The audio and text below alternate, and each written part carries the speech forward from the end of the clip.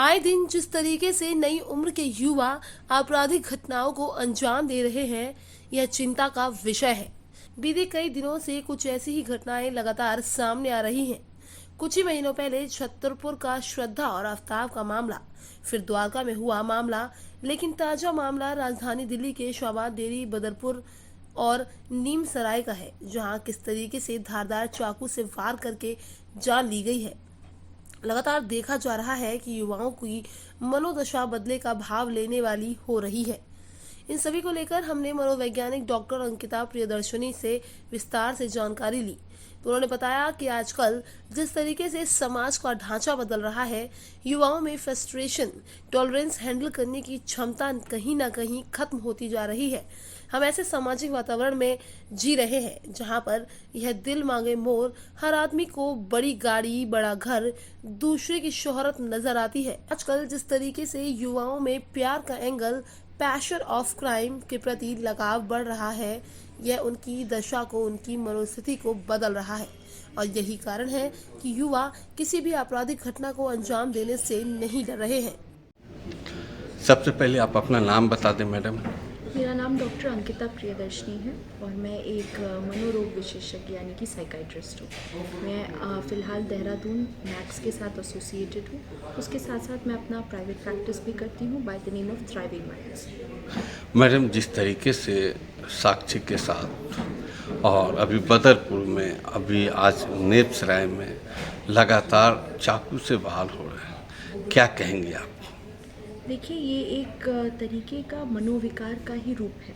जैसे कि हम बात करें जो साक्षी के साथ हुआ है, जो उस वारदात पे जिन्होंने इस वारदात को अंजाम दिया है, उस तरीके के जो प्रवृत्ति होती है, इसको हम एक तरीके से पर्सनालिटी डिसऑर्डर कहते हैं, यानी कि व्यक्तित्व की बीमारी। इस व्यक्तित्व के लोगों को काफ़ी तरीके से पहचाना जा सकता है, जिसे हम बोलते हैं एंटी सोशल पर्सनालिटी डिसऑर्डर, यानी कि ये लोग सोशियोपैथ या साइकोपैथ आम भाषा में पहचाने जाते हैं। इन लोगों के व्यक्तित्व का सबसे इम्पॉर्टेंट चीज़ ये होती है कि इनमें कोई इमोशंस नहीं होते हैं।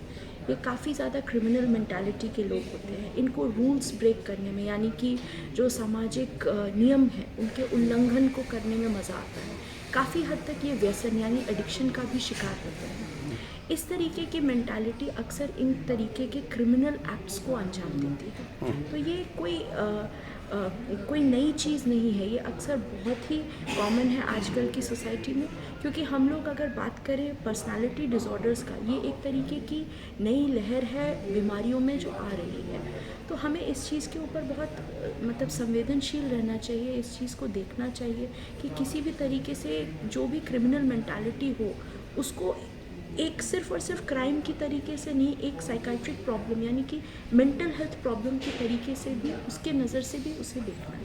मैडम, जिस तरीके से चाकू से वार हो रहे हैं, अभी हाल के दिनों में अगर माना जाए 15 दिन में तो 5-6 घटनाएं हुई। क्या इस पे जो है, आप एक मनोचिकित्सक डॉक्टर हैं, किस तरीके से, कैसे, क्या दिमाग में आता है, किस तरीके से, क्या है बताएं। देखिए, 2-3 चीज़ें हैं। हम जानते हैं कि आजकल के लोग काफ़ी ज़्यादा स्ट्रेस में रहते हैं। एक तरीके से स्ट्रेस को हम अपने ऊपर हावी होने दे रहे हैं। उस चीज़ को वेंट आउट, यानी कि उस स्ट्रेस को बोला नहीं जा रहा है, उसका जिक्र नहीं किया जा रहा है। काफ़ी लोग अंदर ही अंदर घुटते जा रहे हैं। अब स्ट्रेस के 2-3 तरीके से वो बाहर आता है। एक होता है अग्रेशन, जो कि आप इस तरीके से देख रहे हैं कि काफ़ी ज़्यादा अग्रेसिव बिहेवियर। ये तो सिर्फ हम एडल्ट्स की बात कर रहे हैं। आजकल बच्चे भी, आपने कई वारदात ऐसे देखे होंगे कि बच्चे स्कूल में गन्स लेके जाते हैं, शूट कर देते हैं। तो ये सब चीज़ें कहाँ से आ रही है? ये एग्रेशन का पार्ट है। इसके अलावा आपके घर का माहौल कैसा है?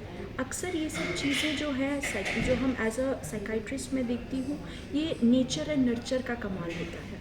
ये नेचर एंड नर्चर का संगम है, यानी कि आपका व्यक्तित्व कैसा है और दूसरा आपका घर का माहौल कैसा है। अक्सर इन सब चीज़ों में देखा जाता है जो इस तरीके के बैकग्राउंड से आते हैं, उनका जो घर का माहौल होता है या जिस परिवेश में वो लोग पले बड़े होते हैं, वो उस तरीके से प्रमोटिंग इन्वायरमेंट नहीं होता जो कि एक सही मानसिकता को रूप दे सके। उसमें कई बार ऐसे देखे गए हैं कि उनमें वो खुद काफ़ी ज़्यादा ट्रॉमा से गुजरे हुए लोग होते हैं, काफ़ी ज़्यादा उन पे जो है वो मारपीट हुई होती है, उनके घर में जो है उनके पेरेंट्स के बीच में मारपीट रहती है, वायलेंस रहता है, अब्यूज़िव बिहेवियर रहता है।